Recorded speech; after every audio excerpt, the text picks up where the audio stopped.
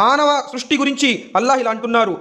ఖురాన్ గ్రంథంలోని 32వ సూరా వాక్యం 9లో బిస్మిల్లాహిర్ రహమానిర్ రహీం యా అయ్యుహన్నాసు ఉబుదు సుమ్మ సవ్వాహు వనఫఖ ఫీహి మిర్ రూహ్ వజఅల లకుముస్ సమఅ వల్ అబ్సార వల్ అఫ్ఇద ఖలీలం మా తష్కురూన్.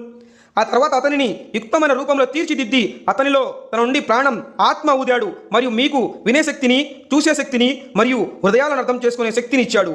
అయినా మీరు కృతజ్ఞతలు తెలుపుకునేది చాలా తక్కువ. ఖురాన్ గ్రంథంలోని ఈ 2 వాక్యాలలో ఆయన అల్లాహ్ ఎవరో మానవులకి తెలియపరుస్తున్నాడు. అల్లాహ్ ఎవరంటే తల్లి గర్భంలో ఒక నీటి బిందువు ద్వారా మానవుని యొక్క పూర్తి ఆకారాన్ని కాళ్ళు, చేతులు, చెవులు, కళ్ళు, ముక్కు, పెదవులు, పళ్ళు, నాలుక మొత్తం అవయవాలు యుక్తమైన రూపంలో తీర్చిదిద్దిన వాడు అల్లాహ్ అంటే. అప్పుడు మానవుడు తల్లి గర్భంలో ఏమీ వినలేని, చూడలేని, కదలిక లేని శవం మాదిరిగా ఉన్నాడు. ఆ తర్వాత మన దేహంలో ఆత్మను ఊదిన వాడు అల్లాహ్ అంటే. అప్పుడే మనకు వినే శక్తి, చూసే శక్తిని, హృదయాలను అర్థం చేసుకునే శక్తిని, కదలికలు ఇవన్నీ ప్రసాదించిన వాడు అల్లాహ్ అంటే. ఆ తరువాత మానవుణ్ణి తల్లి గర్భంలో నుండి శిశుల రూపంలో బయటకు తీసిన వాడు అల్లాహ్ అంటే. ఆ తర్వాత ఆయన కోరిన వారిని యవ్వనపు దశ వరకు చేర్చి ఆత్మలను వశపరుచుకునేవాడు. మరికొంతమందిని నికృష్టమైన వృద్ధాపం వరకు చేర్చనిచ్చేవాడు అల్లాహ్ అంటే. ఆ తరువాత అల్లాహ్ అంటున్నారు, మీరు చూడటం లేదా భూమి వైపునకు అది ఫలింపలేని దానిగా ఉంటుంది. అంటే భూమి జీవం లేని నిర్జీవంగా ఉంటుంది.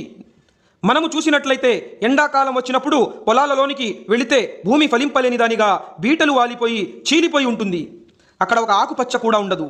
అక్కడ మనం నడిస్తే మన కాళ్ళు ఇరుక్కుంటాయి. అలాంటి భూమిని మీరు చూడటం లేదా అని అల్లాహ్ అంటున్నారు. అటువంటి భూమి మీద మేము ఆకాశం నుండి వర్షాన్ని కురిపించి కోట్ల వృక్షాలు ఉత్పన్నం చేస్తున్నాము. నిర్జీవంగా ఉన్న బీటలు వాలిన భూమిలో కొత్తగా ఎలా కోట్ల వృక్షాలు తీస్తున్నామో అదేవిధంగా మొట్టమొదటి మానవుడు, ఆది మానవుడు ఆదం నుండి చిట్ట చివరి ప్రళయ దినం వరకు పుట్టిన మానవులను వారు నశించి మట్టిలో కలిసిపోయిన, కాలి బూడిదైపోయిన ప్రతి మానవుణ్ణి ఒక వర్షాన్ని కురిపించి భూమిల నుండి లేపుతామని అల్లాహ్ అంటున్నారు.